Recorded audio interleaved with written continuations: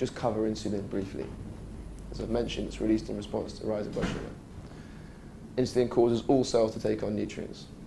Those words mean fat burning. Lipolysis means fat burning. Lipogenesis means generation of fat. So insulin actually switches off fat burning genes and switches on fat storing genes. That's why you want to modulate the effect of insulin within the body. Control of insulin is integral to favourable body composition. So if you want to be made up of more muscle and bone and less fat, you need to control this hormone. Is that okay? Everyone with me? Good.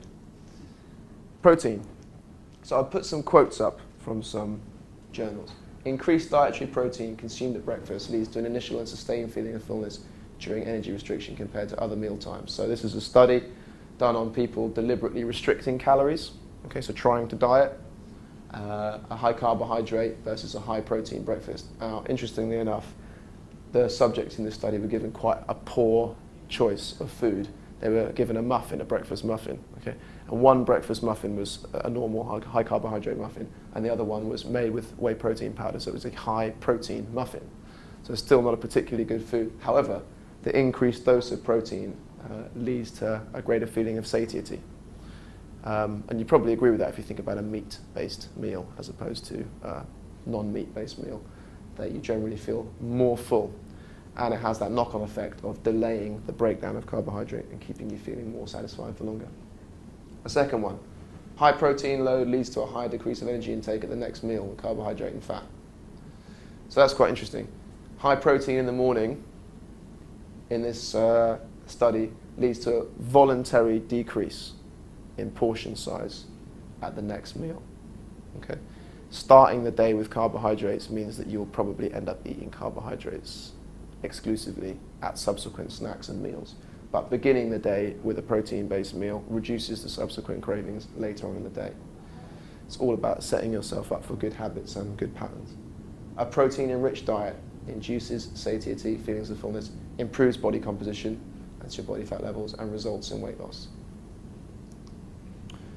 Protein has a more moderate effect on blood sugar, neurotransmitters, and satiety. So 85% of your neurotransmitters, those are the little things that make you feel good, bad, or indifferent about everything, are produced in the gut. So what you eat has a direct effect on your mood. If you don't believe me, just think back to a time in your life when you had ice cream to cheer yourself up.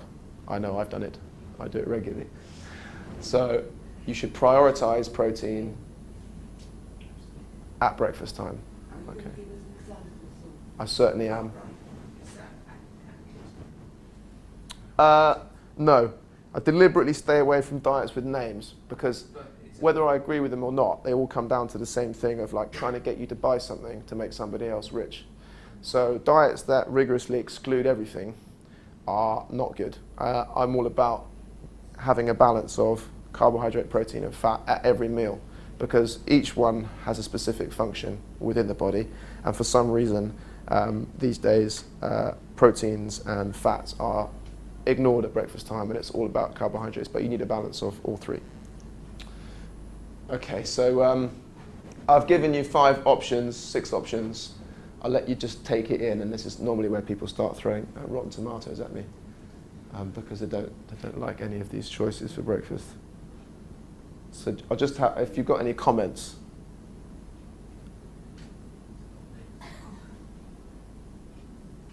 Two to 5. Yeah. So maybe 2 eggs, maybe 4, depending on your body mass. I had 5 eggs this morning. Forget the, is someone going to say the cholesterol thing? Yeah. Yeah, no. It hasn't filtered through to the general, it hasn't filtered through on a general level yet, but that was debunked, I don't know, 15 years ago, the cholesterol argument. I think a good thing to remember is Mother Nature doesn't make mistakes. So every egg contains a compound called lecithin, and that emulsifies the LDL cholesterol that had us all worried years ago. So the whole egg thing, we're back on track with eggs. And in the 60s, there was that advert, go to work on an egg. Okay, good for the British farming industry as well. Where's that gone? I don't know where that's gone. Now it's all like... How those eggs are cooked in terms of Well, yeah, it's your choice. Obviously, you know, if you fill the pan with an inch of oil and fry them, that's probably not the way to do it. So there's nothing wrong. That's vegetable oil. There's nothing wrong with frying your eggs in butter, and that's full fat, unsalted butter, straight from a cow, rather than margarine. So any style you like, poached, scrambled, boiled. Some people do struggle with eating steak in the morning. I can understand that. If it does sound good to you, do it.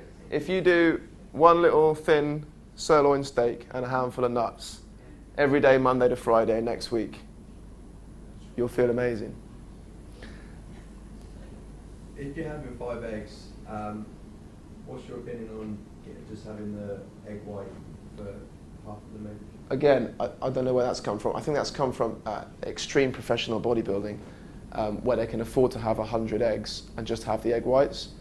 Again, yeah, Mother Nature doesn't make mistakes, so just eat the whole egg. It's the nutritious. In fact, it's for the very first stages of life of a chicken. So I think there's a lot of good stuff in there that's been designed through thousands of years of evolution. We can't improve on that by taking away half of it. Just eat the whole egg for sure. My son just eats the yolk. Is he still getting enough goodness?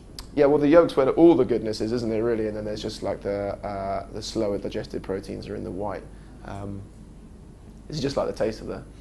Well, you have to scramble it No, but if he has to make him eat the whole thing. boiled approach, Right, it just eats the yolk. Donkey soldiers, the yolk.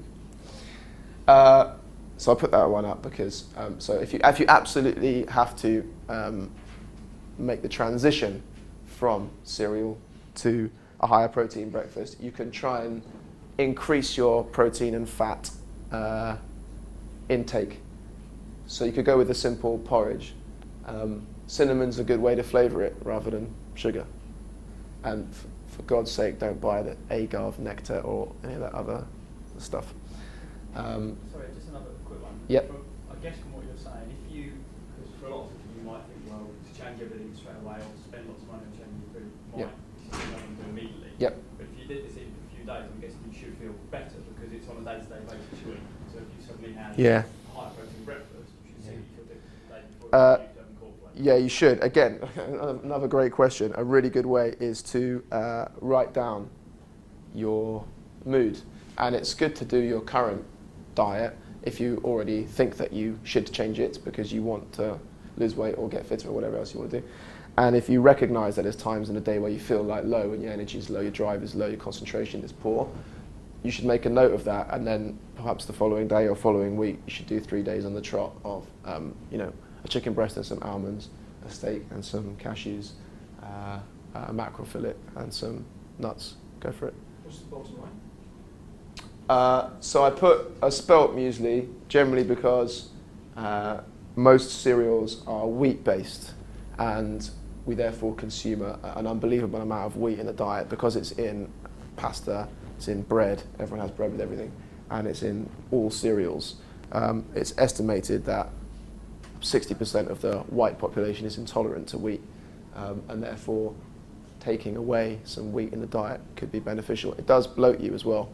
Anyone who's ever had a couple of pints of beer will know that it bloats your intestines. I don't know whether you'd agree with me on that. If you don't, you can say. But try taking away, removing some wheat from your diet. So generally those types, because spelt's not very particularly tasty, they add lots of other things like nuts and seeds and dried fruit to it.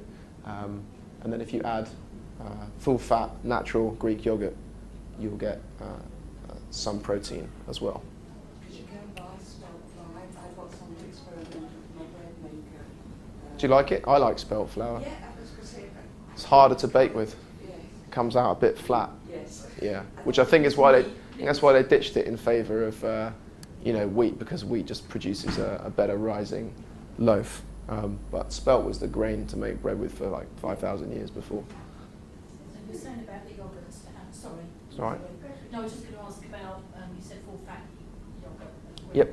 So you're not one for this sort of 1%? No, there's a bit, I think I touch on that later, but again, never buy anything with fat-free or diet written on it. It's just a con to make you buy it. And the same goes for those little yogurt drinks as well. Have one of these Yakults every day with 50 grams of sugar in, and somehow your bowel will be healthier. You know how much hydrochloric acid you have in your stomach? About half a litre. For it to make it through the first stage and survive into your lower intestine, it cannot possibly. That's the reason you have acid in your stomach, is to kill bacteria before it gets there. A complete con.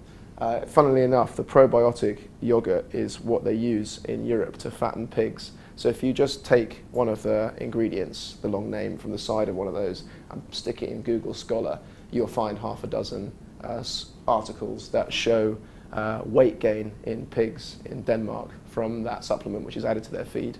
And some bright spark just took it from the pig farming industry and packaged it differently and sold it as a health food. So yeah, buy full fat yogurt, Greek yogurt, plain, unsweetened, not with fruit in it, not Muller Light, not with sugar in it. I hope that answers your question. You were going to ask me about? Fruits. Yeah. Okay then. And also, does it have to be Fresh fruit's better. Tinned fruit, just because they tend to tin it in syrup to make it last longer. Yeah.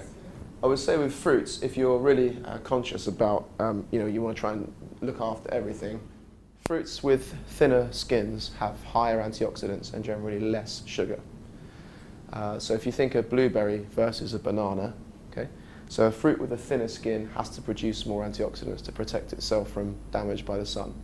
So blueberries, berries, raspberries tend to have more vitamins, A, C, and E, higher water content and less sugar. Things like bananas and pineapples tend to be richer in sugar, take longer to grow and mature. So if you're trying to cut down on your simple sugars, then berries and seasonal fruit would be the way to go. And presumably your nuts are just simple nuts? No. Simple nuts. Added. Not roasted, not salted. Raw nuts. Nuts, I think, are the king of snacks, which is why we've got nuts on the table, and you must take some if you like them. Packed with good fats and minerals, zinc and magnesium and things like that. Go on. Yeah, okay. So the porridge and cinnamon, Yeah. do you have the oats? Is that okay, or should it be more natural than that? And then it's the quick cook ones. Off the top of my head, I haven't seen the packet. I would just, because it's cheaper, I would just buy from the health food aisle in Tesco's. I would just buy a kilo of rolled oats, because it'd probably be a lot cheaper than buying the Quaker one. Yeah. And then the second question is, I know these company called Grains, which does like little portions of like nuts and stuff. Yeah. Girl I used to work with used to get greys delivered to work. I think they look pretty good. I haven't looked into it, but if it's one of those things where you look at the ingredients, and then I'll do a couple of golden rules towards the end, some standards by which you can judge everything else.